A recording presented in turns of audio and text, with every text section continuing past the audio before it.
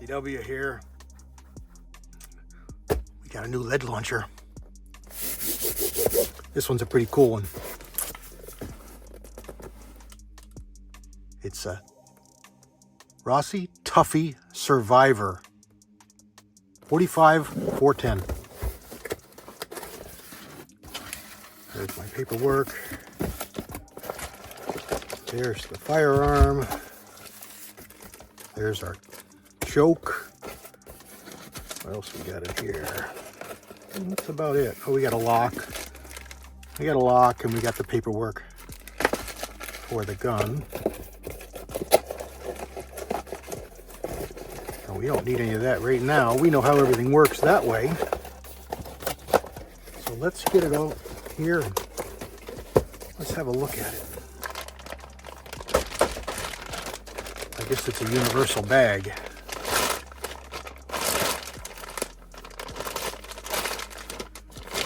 This one here is a rifle. It's a 45 Colt rifle. And it will allow the shooter to shoot 410 ammunition. Let's see if we can zoom in here on the label so we can read it. Okay. Rossi SS Poly Survival 410 gauge 3-inch 45 Colt. Made in Brazil, CBC, Rostec International, Bainbridge, Georgia. I don't think there's anything on the other side. No. And as you saw the picture there, it's a 16-inch, not much to focus on. There we go. It's a 16.1-inch barrel, pretty heavy. It's got a nice heavy front sight, pretty thick barrel, and yeah, threaded for chokes. This choke is going to be for 410 shells, and this choke over here is probably going to be for shot shell. For 45 Colt, this one here is going to be for shot shells. It has a cross bolt safety, polymer covered cladded receiver. Let me back out just a little bit.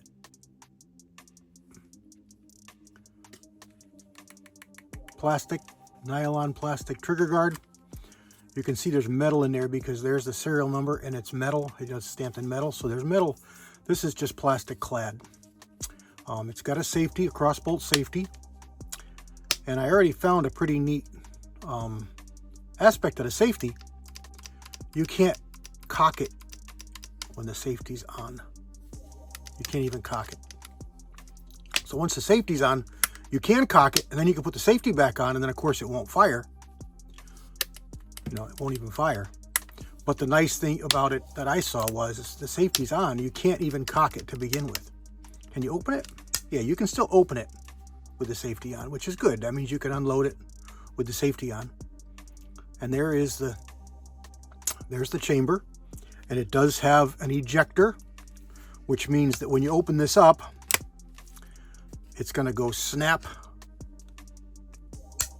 and it's going to send the case flying. So that's an ejector instead of an extractor. And as you can see, it's got a pick rail, and it is metal, probably aluminum, and it's screwed right to the top of the barrel. And the barrel is pretty thick. Well, it's about the same thickness all the way down. It doesn't get bigger or smaller. It's a pretty heavy tube all the way down. And I don't know if it's painted, you know, Cerakoted or blued, but it's a pretty nice finish. And it's got a pretty nice trigger in it, which really surprised me. We have to put a scale on that. We'll do that in a minute. Nice and clean. And it's very easy to pull the hammer back. Does it have a... Yeah. It's got a disconnector. You can see it comes up there, and if you let go of the trigger, see the trigger moving it? Let go of the trigger, it moves down so it won't fire. And here is the stock. Back out just a little bit more. So it's a pistol grip stock. And then it's got a very, very short butt with shell holders. 8, 4 on this side, 4 on this side. It comes with studs for a sling, And it comes with a rubber, but it's a hard rubber. But it's not going to be a recoiler. And pretty much this stock is just there to make the legal overall length to keep it within regulations. The 4 stock is also a plastic material. It's got kind of a,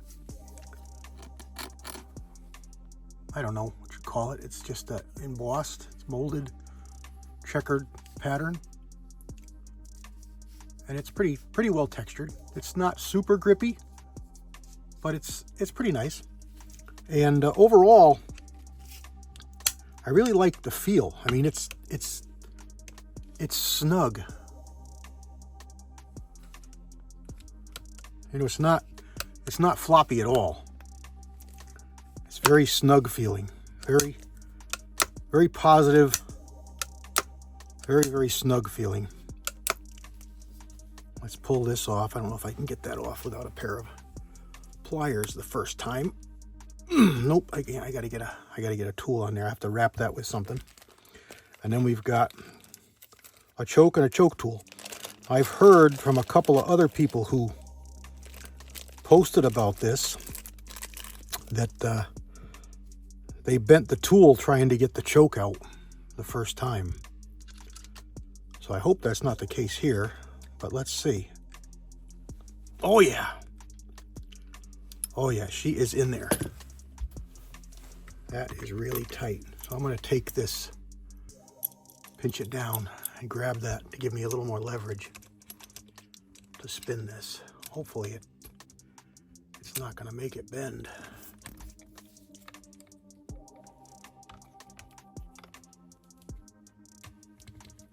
Wow! Wow, that is in there. All right, I'm going to have to get another tool, something a little bit bigger. So stand by, let me get this out. Let me get that fore end off. Okay, so this was pretty tight. You couldn't have got it off without a tool. You really needed a tool. I don't know why it's so tight. The threads feel kind of funky. They got an O-ring in there to keep that from falling out. Just an O-ring around the threads. Keep that from falling out. But I'd like to clean up those threads because they feel like they're not really clean where they thread in. But it came right off, no problem. And in all fairness, the choke was not all that tight. And I should have thought of this. It's reverse threads. And it's reverse threads because of this choke. This choke is designed for 410 shells. And it has straight ribs in it. What those straight ribs do is they help to stop or to slow the spinning, twisting, turning, rotating shot column going down this rifled barrel. Because remember, this is a 45 Colt. There's no such thing as a 410 that shoots 45 Colts. And I really wish that they wouldn't have it listed here on the barrel this way because it suggests something that it's not. This is a 45 Colt with a lengthened chamber to allow 410 shells. There can never be a 410 that shoots 45 Colts because a 410 is a caliber, not a gauge, first of all. In gauges, it would be about a 36 and a half, something like that. So it's a caliber, not a gauge like other shotgun shells. And being a caliber, it has a 410 bore. So a 45 long Colt is a 452, 454 diameter bullet. And that would be unsafe to shoot down a 410 bore. So that's why there's no such thing as a 410 that safely shoots 45 Colts. There's only 45 Colts with long enough chambers to allow the use of a 410 shell. So the reason that this was so hard to get out is because it's backwards threads. Now this camera is set up the right way, so you're seeing things correctly. So if we put this in and I turn this in the way it should go, nothing happens. See, it's not engaging. I'm turning it and pulling it out, nothing's engaging. But if I turn it, loosen it, it's in. Watch. I'm loosening this. You're not seeing wrong. Righty-tighty, lefty-loosey. We're turning this to the left, and it's going in.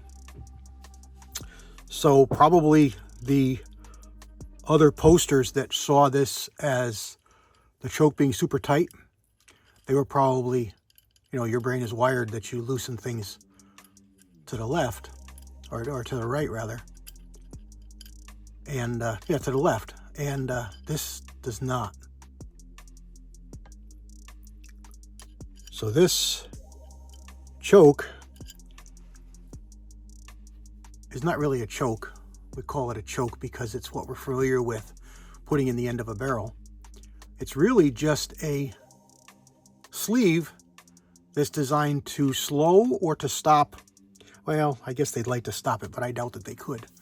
But to reduce the spinning of your shot, because what happens when a shot charge goes down a barrel that's rifled, the wad column grabs the rifling just like a bullet would, and it spins it. Well, when it spins it, it exits the barrel and it wants to fling all the shot out. A shotgun barrel is smooth, so the shot goes down the barrel straight and it stays in the cup until the cup peels back and allows the shot to continue. The cup has little pedals and arms, and they protect the sides of the shot, protect the barrel from denting and dinging up the shot to keep it nice and round and to keep letting down inside your barrel. And then they open up and they have like wings, and it acts like a parachute, and it pulls back and pulls away from the shot charge, the shot column, and the shot column keeps going. And it gradually spreads out just because of wind resistance, and it's a sphere, and that's how it works. But when it spins, it sends it wild. And you know, your average shotgun really only has about a 25-yard range anyway. And it's not for power, it's for patterns. The power is really the same as a 10 gauge, for crying out loud. If you think about it, you know, a shotgun shell is basically sending its shot about 1,300 feet per second. And a 410 is no different. So there's no way that number 4 shot that's in a 410 going 1,300 is any less powerful than a 10 gauge number 4 going 1,300 feet per second. They're the same. The difference is the 410 has a lot less friends. The shot column is a lot smaller. So the patterns are not as dense. And that's the biggest reason that a 10 gauge is a better long range gun for goose back in the day. Was not because it was so crazy powerful.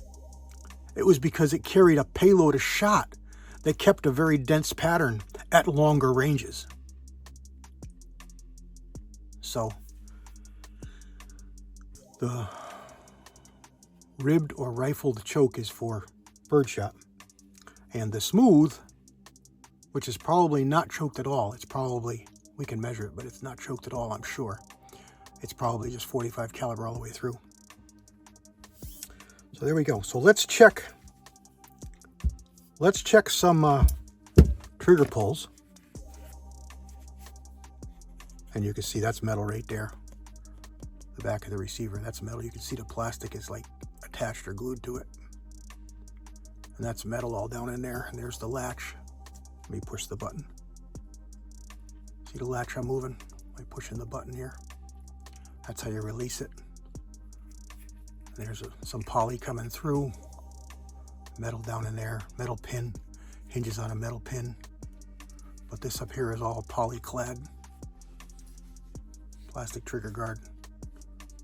In a separate stock. Now, a lot of people have complained about this stock because it's so short.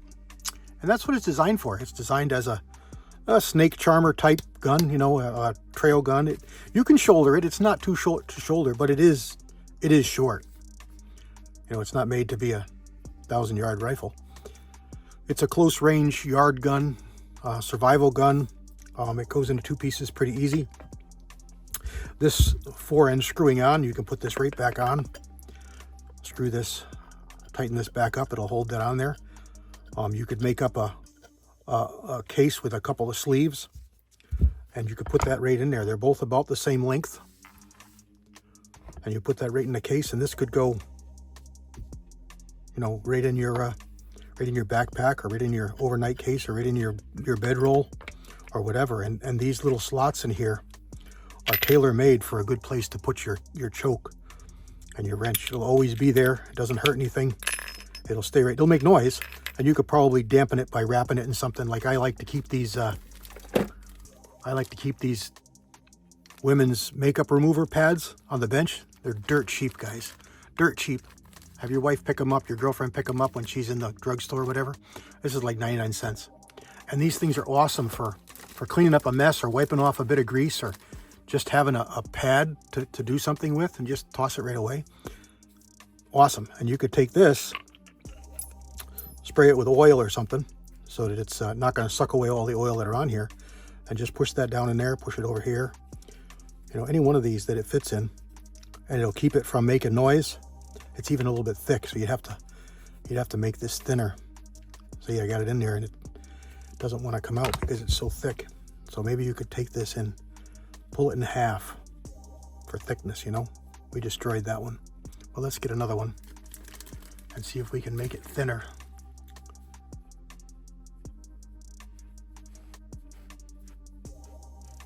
You know, just make it half as thick.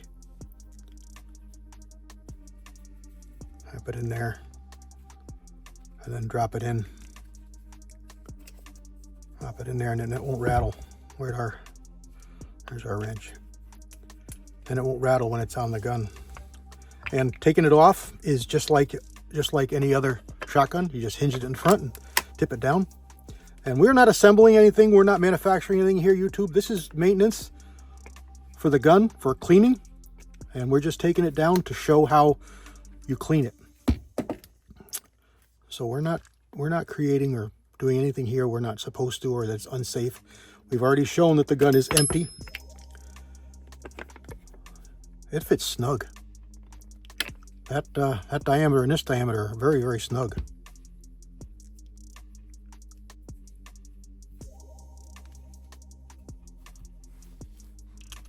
I thought I was putting it together wrong, jamming that thread up. That's why I took it back apart. It looks like we're doing just fine. That's probably why it was hard to take apart. There it goes. All right, it's threading okay. So if this comes loose, or it's not super tight, it's not going to hurt anything because all it is holding it on. That's good. Okay. So now we're still empty. So let's get our handy dandy Amazon. Nope, that's not the Amazon one. We'll try that one too, but let's try this one. All right, we've got 0000. All right, we're cocked. See if I can do this. Stuff is kind of in the way here. Can I turn this? I guess so. All right, let's see.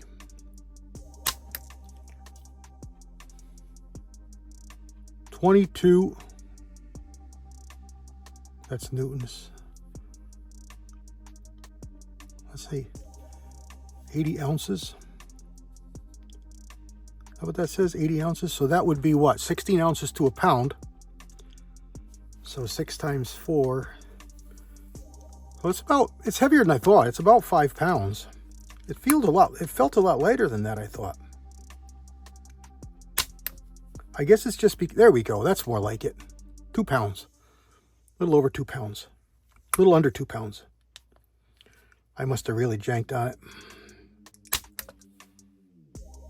40. So it's inconsistent, but I think this thing is inconsistent. It jumps around so much. I'm going to take 30 as being true. So you see what we got there? We got 28. And that's about what I figured it was. Now it doesn't want to turn off.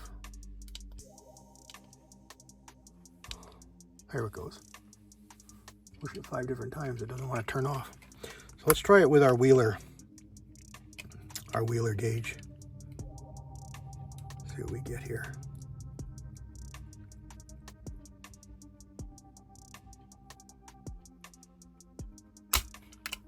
Wheeler gauge comes up with a little over 4 pounds for that one. See what I mean? I think we're going to retire that Amazon puller.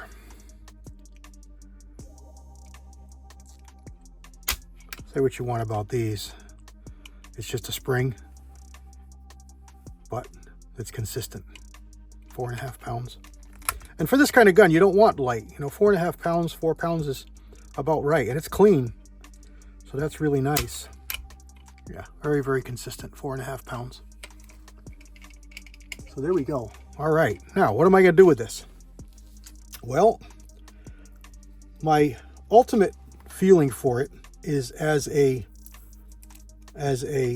truck gun, but I don't really have a use for a truck gun per se, but I do have a use for an ATV gun. I have a side-by-side razor. I haven't used it in a bunch of years because of the knee, but this would be really nice in there, on there, to have with me for whatever. You know, I can shoot 45 Colt, and I can shoot 410, and I can have a firearm with me if I don't have my sidearm, or if I'm in a place where I can't have the sidearm. This is something that I can always have because long guns are pretty much legal everywhere. And that's my ultimate goal. So we're going to be doing a bunch of stuff with the brass full-length shells. As a matter of fact, let me go get a couple of those and let's see how they go in here, because this chamber looked like it had a step in it. Stand by. All right, I got a small assortment here, and I've got a 3-inch case. This is a 9.3 by 74R that has been blown out. Yes, it's primed, but it's not loaded. Just a primer. So we'll just be careful we won't drop the primer. And here is a 303 that's been blown out. Again, it's primed but not loaded. Then I've got a 454, just a case. This is a Winchester 454, just to see if it fits. Do not shoot 454s in this. It's not safe for those. We're just checking to see if it fits for a length of the chamber. And then here is a 45 Colt. This is a dummy I made up. This is a Lee bullet, about a 225 or so grain Lee bullet. It's actually a really nice bullet. All right, so let's start out with this. We know this one works because that's what it's chambered for. So let's just see. Just as we expected. And here's what I'm talking about. See it? It's flying out. I've got you a little too close. Let me do that again. The ejector sends it flying. All right, 454.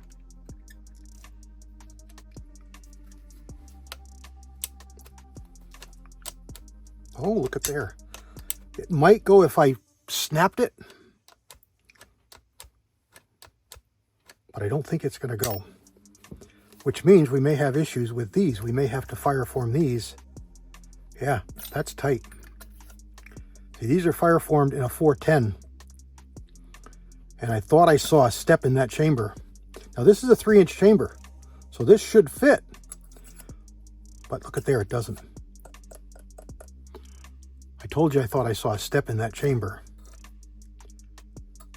I don't know if we're going to be able to see it here in the video. I mean, if I get a light from underneath, if I don't make this too awful long, maybe. All right, you can see that step in there. Actually, can you see both of them? Let's see, let me zoom in a little bit more. See if we can do this.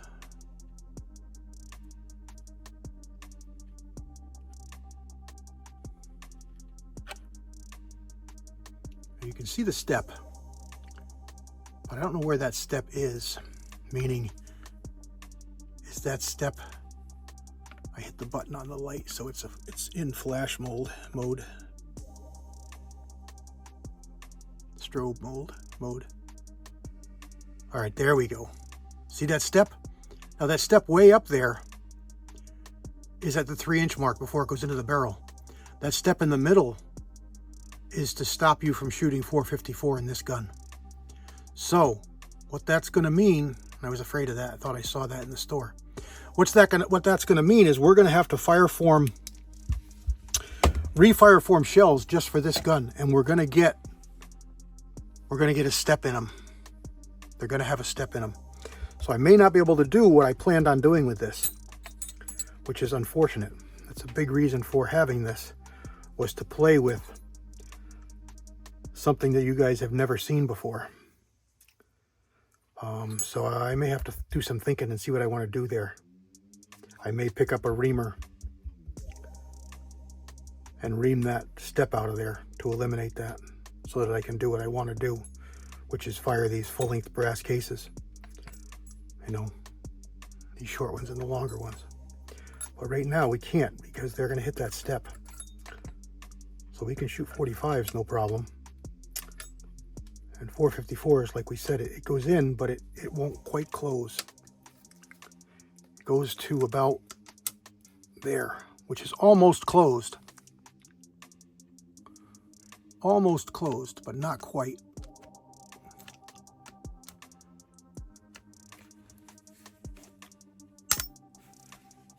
All right, so you made this video long enough. We're just on the bench, so that's all we're talking about here. But there is the Rossi Tuffy Survival, or Poly Tuffy Survival. I like it. It's very light, just a few pounds, very handy. I've got a red dot here, I've got a reflex, and I've got a small scope. I don't know what we're going to end up with. I'm thinking I'm liking this scope, but we're going to see what I like. Let me throw it on here real quick. God bless everybody. CW out.